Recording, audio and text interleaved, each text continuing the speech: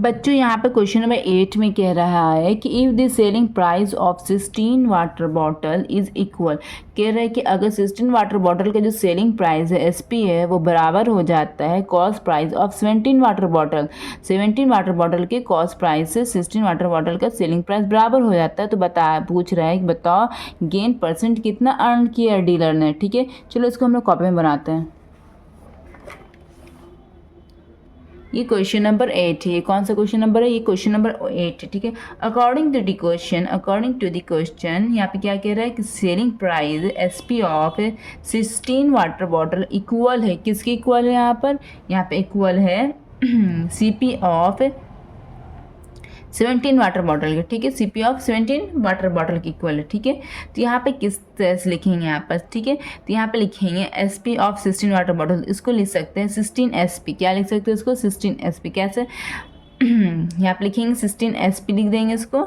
ठीक है, यहाँ पर अगर ऑफ की जगह पर मल्टीप्लाई का निशान होता है तो अगर एस पे अगर मल्टीप्लाई का होगा 16 से, फॉर एग्जांपल देखिए अगर एक्स को मल्टीप्लाई करेंगे 4 से तो क्या हो जाएगा यहाँ पर? 4x होगा ना, 4x होगा यहाँ पर।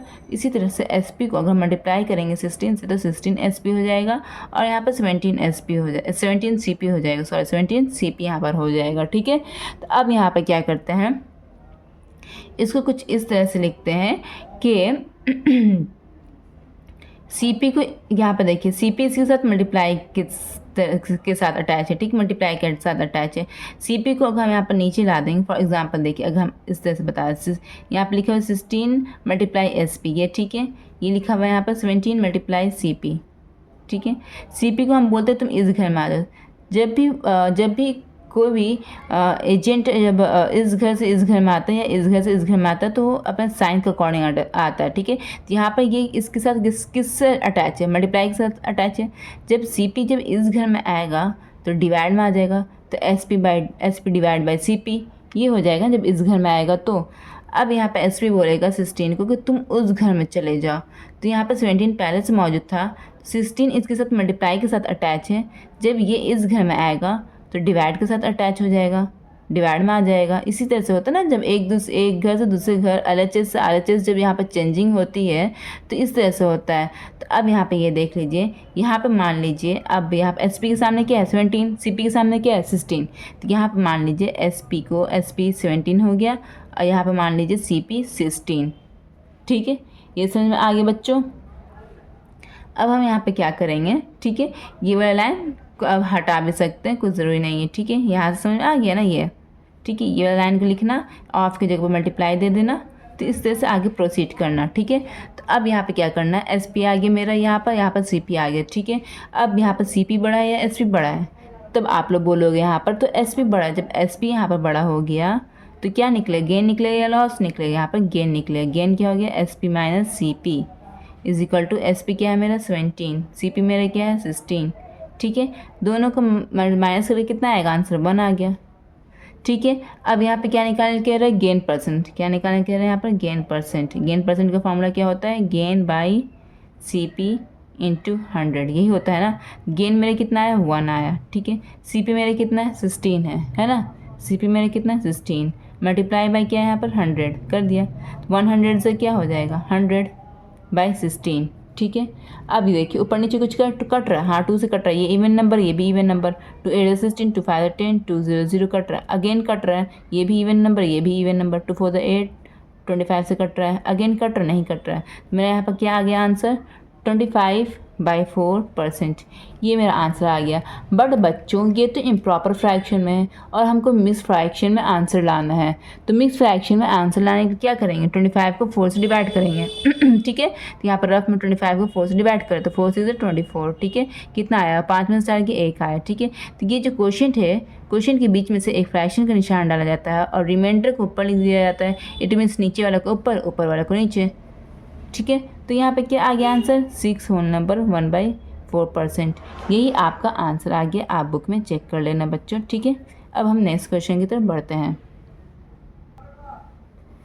क्वेश्चन नंबर 9 भी बिल्कुल सेम है क्वेश्चन नंबर 8 की तरह। The cost price of 12 candle is equal to the selling price of 15 candle बोल रहा है यहाँ पर लॉस परसेंट निकालने के लिए कह रहा है, ठीक है।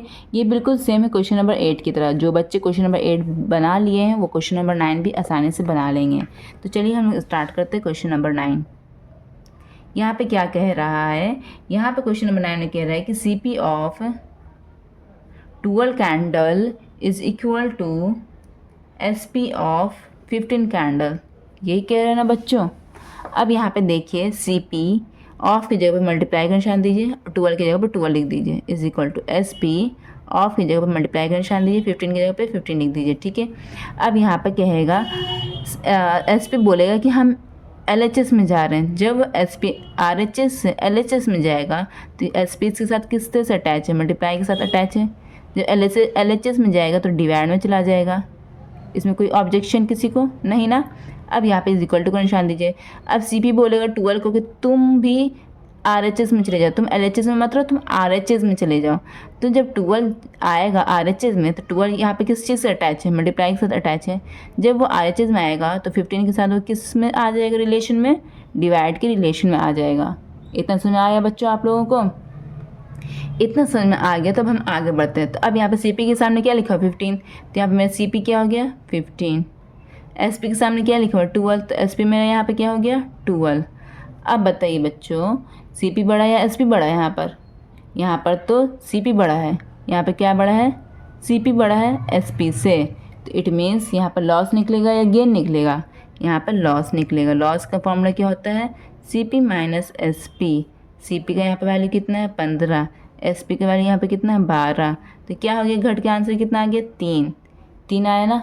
तो लॉस परसेंट क्या मेरा निकलेगा, loss percent is equal to loss by CP into 100। ये निकलेगा ना बच्चों। तो लॉस यहाँ पर मेरा कितना आया, 3। CP मेरा कितना था यहाँ पर, 15 और 100 यहाँ पर फार्मूला से आ गया, ठीक है। अब ऊपर नीचे जो कट रहा है उसको काट दीजिए। 3 मतलब 3, 3 5 15 कट गया। अगेन कुछ कट रहा है, हाँ 5 और 100 कट रही है। इस क्लास में 0 है तो ये 5 से ज़रूर कटेगा, और ये 5 तो कटेगा ही 5 से।